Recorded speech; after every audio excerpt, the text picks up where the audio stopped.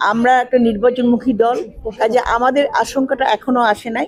তবে আমরা সরকারকে মানে এখন বিভিন্নভাবে যে ষড়যন্ত্রগুলো হচ্ছে সেগুলো আমরা পাবলিককে বলছি, এই পর্যন্ত আর কি।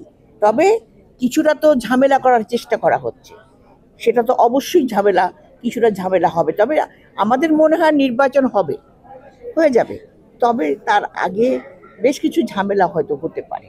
ঝামেলা মানে এই সমস্ত ছোটখাটো ঝামেলা যেগুলো নিয়ে আজকে এই যে সংস্কারের কথা আসছে কিংবা গণভোটের কথা আসছে, যেটা আমরা প্রথমেই বলে দিয়েছি যে এই ভোটটা আমরা ইসির সময় করব, সংসদ নির্বাচনের সময় একই সাথে ভোট হবে।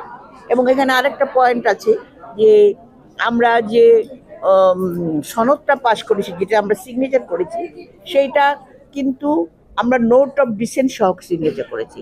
অথচ ঐক্যমত সম্পূর্ণ অন্যরকম ভাবে যেগুলো আলোচনাই আসে নাই সেগুলোকে ঢুকিয়েছে। কাজেই আজকে গণভোট হতে হলে আমরা নোট অফ ডিসেন্ট সহ যে গণভোট, অবশ্যই আমরা সেটা স্বাক্ষর করব। আমরা সেই গণভোট চাই এবং সেটা আমরা ওই নির্বাচন ওই একই দিনে আমরা এটা চাচ্ছি।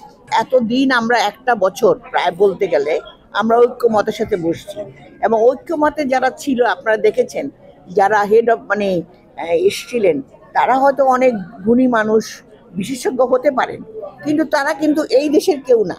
এবং তারা এই দেশের সংবিধান সম্বন্ধেও কিন্তু তারা অতটা ওইভাবে কথা বলতে পারেন না। অথচ তারা এই এতদিন সময় নষ্ট করে আজকে তারা সরকারকে, এবং সরকার কিন্তু ছিল তার সভাপতি, ঐক্যমতের সভাপতি, এবং সেই তিনিও সিগনেচার করেছেন ওটার মধ্যে। তাহলে এটাকে কি মনে হচ্ছে আপনাদের কাছে?